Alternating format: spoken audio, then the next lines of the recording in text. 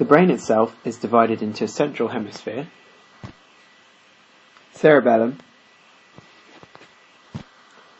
and then the various parts of the neural tube going down here towards the spinal cord. These consist of the diencephalon, followed by the brain stem, consisting of the midbrain, the pons, and the medulla. The hypothalamus is part of the diencephalon, and it's here, with a pituitary gland sticking out from underneath it. The brain can then be divided into lobes, which roughly correspond to the bones that the parts of the brain sit underneath. With the lateral sulcus going here, and the central sulcus going up here, you can begin to see the divisions between the parietal lobe, the frontal lobe, temporal lobe,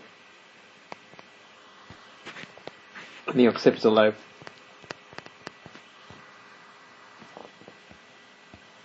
So this is the lateral sulcus, and this is the central sulcus. And here's the medulla going out of the brain stem, out through the foramen magnum.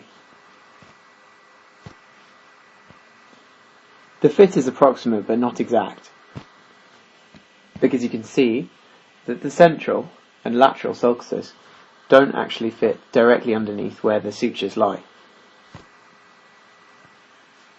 Sulcus is a fold in the brain tissue. Suture is a fibrous joint which is fused in the actual bone of the skull. So take into account that all four of the lobes sit underneath the parietal bone in some way. Only the frontal under the frontal bone, only the occipital under the occipital bone, and only the temporal under the temporal bone. In terms of where the lobes sit into the fossa, or fossae of the skull, uppermost the frontal lobe sits right on top of the anterior fossa, the temporal lobe beneath it sits in the middle fossa,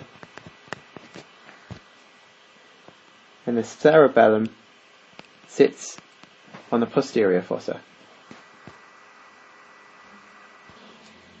The occipital and parietal lobes just sit on top of the other lobes. The meninges of the brain are divided up across various boundaries, the most obvious being the falx cerebri, which goes right the length of the inside of the cranium down the middle and articulates with the skull between the internal occipital protuberance here and the crista galli of the ethmoid bone here. The tentorium cerebelli comes here at the back and separates the cerebellum from the inferior portion of the occipital lobes. Beneath this stretches a small triangular piece of dura, separating the two cerebellar hemispheres, but projecting down from the tentorium cerebelli is the falx cerebelli. And this actually goes the length of the cerebellum, up to about here, where it meets the parts of the skull coming up. Dural venous sinuses are spaces between periosteal and meningeal layers of dura, containing venous blood. There are no valves in these venous sinuses, and the blood in them originates mostly from the brain and the cranial cavity, draining into the internal jugular vein.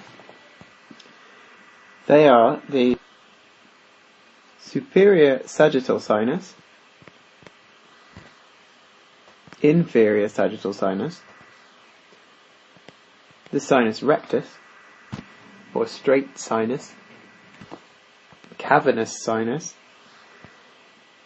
the superior and inferior petrosal sinuses either side of the midbrain, the transverse, and the sigmoid. The cavernous sinus is actually a compartment made up of lots and lots of thinly walled veins next to the temporal bone and the sphenoid bone. So if the pituitary gland's here, the carotid artery sits right in the middle of the sinus. Then it's also penetrated by the oculomotor nerve, the trochlear nerve, the ophthalmic nerve, the maxillary nerve runs just beneath it, and the abductens nerve just beneath the carotid artery. Clinically, this can be important to know because if a pituitary adenoma expanding this way puts pressure on the cavernous sinus, and thus compressing the nerves that are contained within it, leading to ophthalmic sensory loss and maxillary sensory loss. In the worst cases, you'd see a fixed, dilated pupil as a sign of this. And because of its proximity to the facial vein, it's sometimes possible to get infections of the cavernous sinus from a facial injury, which would have the same effect of compressing the nerves. So the nerves most affected by this are the oculomotor nerve and the maxillary nerve. Also of clinical importance are the problems with, or the potential problems with the meningeal spaces. An epidural hemorrhage is where the space between the dura and the skull starts filling up with blood following a traumatic injury to the head, often due to rupture of the middle meningeal artery, which, as I mentioned earlier, is the third branch of the first part of the maxillary artery, having branched off the carotid, the external carotid. So that's an extradural or epidural hematoma or hemorrhage, and that's a result of a blood expanding between the dura and the skull against the bone. The subdural hemorrhage occurs when veins crossing the subdural space burst.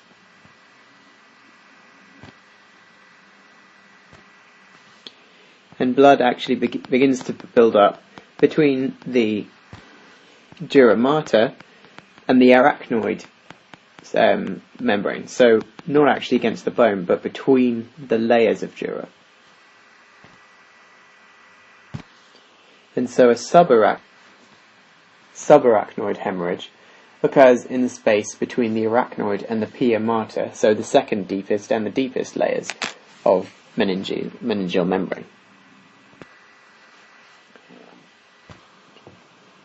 There are ventricles within the cerebrum that contain cerebrospinal fluid within the brain itself. Each ventricle consists of an epithelial membrane called ependyma. The biggest is the lateral ventricle, which goes here. This part's called the anterior horn. And this is the posterior horn. Underneath it, there's the third ventricle. And in front of the cerebellum is the fourth ventricle. The lateral and third are connected by the intraventricular foramen, and an inferior horn extends down from the lateral ventricle around the side of the third ventricle. The cerebral aqueduct joins the third, lateral and fourth ventricles. That's the cerebral aqueduct, and the central canal goes down next to the midbrain and into the spinal cord. Cerebrospinal fluid is produced in the choroid plexus, which is part of the root of the fourth ventricle here. It exits from the ventricular system via openings in the roof of the fourth ventricle, into the subarachnoid space, and is then reabsorbed by arachnoid granulations into the systemic veins, for example, the superior sagittal sinus, which is a gap between meninges. The same three layers of meninges that exist in the brain are the same in the spinal cord. The spinal cord is made up of grey matter in here and white matter, but the whole of the vertebra and the parts of the up to the posterior roots and anterior roots is surrounded firstly by arachnoid and then dura mater, and it also contains the subarachnoid space that's prone to blood leaking into it, as in the brain.